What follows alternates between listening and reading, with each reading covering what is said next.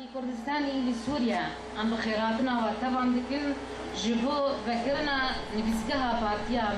پارتیا دموکراتی کردستانی سوریه لباجار قامشلو نویزگاه خواه بناوه هنرمند نمر محمد شیخو وکر به حاضر بونا گل کسایتین سر بخواه نونرین پارتیین کردی و ریخستنین جنه وجبو وکرنا وی نویزگاه فستیوال کلدار کت و تیده شروعه و گفتگو و داناسین بکار و بار پیشروژه جبو وی نویزگاه وی چه به بلا شك وكما هو معروف أن الحقوق تأخذ ولا تعطى. مقتطفات من حياة الفنان محمد شيخو. ولد الخالد محمد شيخو بابي فلك في قرية خجوكة في كردستان سوريا عام 1948 من عائلة فقيرة جدا، وعاش حياة فقيرة دفعته إلى صقل موهبته الفطرية، وذلك بمساعدة من الشاعرين الكرديين سيداي فيريش وسيداي جفر خين.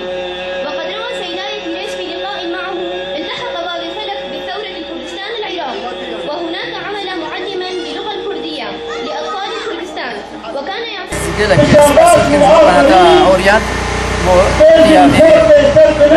مكتبة ما تبع حزب الكردستاني سوريا نبي مكتبة فكر نابندا هنرمندي هجاء محمد شيخو إنه محمد شيخو هنرمندي كردستاني بو كردستان كبيرة كردستان جريك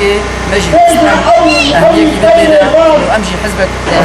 عندنا كنالا أوريان دكم وهاتيا شاهيانا حاضر بو قالكي سر كيف خوش عندنا بارتيا ديمقراطي كردستاني لسوريا راستي بارتيا دي شكبنار بقى بارتيها بارتيا جو عثمان صبري نور الدين زازا حميد حاج درويش جگر خوين افكسين جو دسبيكا كاري كردي ده الكرديتيا خو خبتين وجهان والنابك البارتي كي بكن ودخوازي وان دخوازي ما هري يركي مازن بن سرخب ودخوازا منا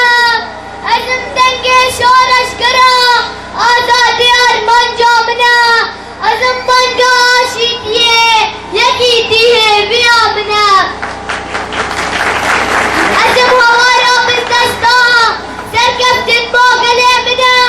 أزم فرهاد ونصر دين سرهدان في آنه وقاتنا محمد مهدي الجواهري سلم على الجبل الأشم وعنده من أبجديات الضحايا معجبوا جباجار قامشلو جبو كانال اورينت نيوز إيماد كردو